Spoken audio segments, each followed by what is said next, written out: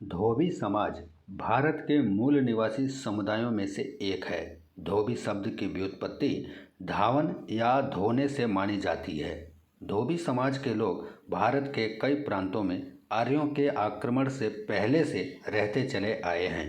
धोबी समाज के लोग अन्य मूल निवासियों की तरह बराबरी में भरोसा करने वाले लोग थे और वे सब बिना भेदभाव के मिलजुल कर रहते थे।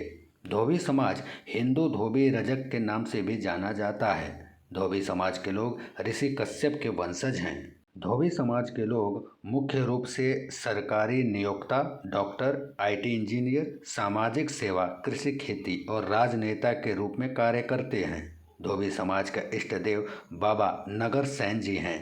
मुस्लिम धोबी समाज को पाकिस्तान में चारहोवा और गजार और भारत में कस्सर के नाम से भी जाना जाता है। रजक या धोबी ऋषि कश्यप के वंशज हैं, जिन्हें कपड़े धोने का कार्य करने को सौंपा गया था और यही कारण है कि धोबी का गोत्र कश्यप है, जो मूल रूप से सूर्यवंशी हैं। अन्य पिछड़ा वर्ग और अनुसूचित जाति में उन्हें सम्मिलित किया गया है। 2011 की भारतीय जनगणना आंकड़ों के अनुसार धोबी जाति की कुल जनसंख्या 1.5 करोड़ होने का अनुमान है। आज के समय में धोबी को एक जाति के रूप में देखा जाता है, लेकिन कभी समय था जब धोबी नाम की कोई जाति नहीं थी।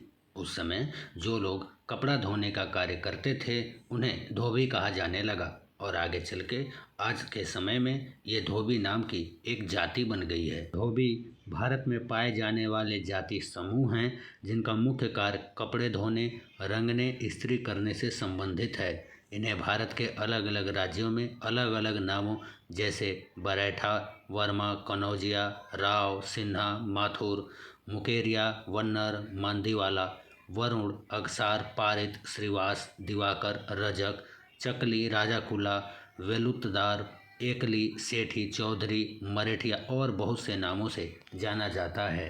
कहने का तात्पर्य ये है कि जिसको जो कार्य सौंपा गया, आगे चलकर इस समय यानी वर्तमान में उसकी एक अपनी उस शब्द की जाति बन गई है। धोबी शब्द की व्युत्पत्ति धावन या धोने से की गई है। रजक यानी धोबी महर्षि कश्यप के वंशज हैं, जिन्हें कपड़े धोने का कार्य करने को सौंपा गया था और आगे चलकर धोबी नाम की एक जाति बन गई। यही कारण है कि धोबी का गोत्र कश्यप है, जो मूल रूप से सूर्यवंशी हैं।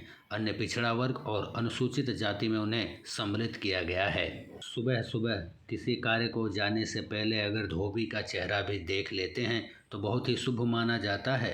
सोमवती अमावस्या में सोमा धोबिन की पूजा की जाती है। संगीत की महान देवी बन्नौ देवी धोबिन थी। भगवान श्री कृष्ण ने स्वयं धोबी से धोबा पछाड़ सीखा था। उसके बाद उन्होंने कंस का वध किया था। रजक राजा हर्षवर्धन जो कि धोबी थे।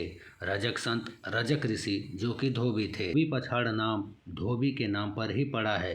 देश पर कुर्बान घूलिया धोबी थी। माची देव भी धोबी थी। नगर सैन बाबा धोबी थे। नारी शक्ति चैतल्या अम्मा धोबन थी। झांसी की युद्ध की वीरांगना झालरबाई धोबन थी। प्रसिद्ध पत्रकार गौरी शंकर रजक भी धोबी थे। यहाँ तक कि श्रीलंका के राष्ट्रपति रणसिंघेय प्रेमदास धोबी थे। धोबी भारत के अलावा बांग्लादेश, पाकिस्तान, नेपाल और श्रीलंका में निवास करते हैं। धोबी शब्द की उत्पत्ति धावन या धोना शब्द से हुई है, जिसका अर्थ होता है साफ करना या धोकर शुद्ध करना। अधिकांश धोबी हिंदू धर्म का अनुसरण करते हैं। यह धार्मिक रूप से संत गाडगे महाराज यानी गाडगे बाबा का अनुसरण करते हैं और हर साल 23 फरवरी को उनकी जयंती मनाते हैं।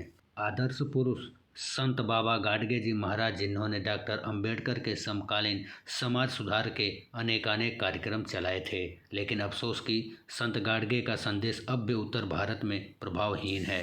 जब ब्रिटिश शासन के दौरान जलियांवाला बाग हत्याकांड हुआ था, तब जलियांवाला बाग हत्याकांड में धोबी समाज के नथु धोबी का योगदान बहुत ही महत्वपूर्ण रहा है। भारत में धोबी समाज सभी राज्यों, सभी जिलों में निवास करता है।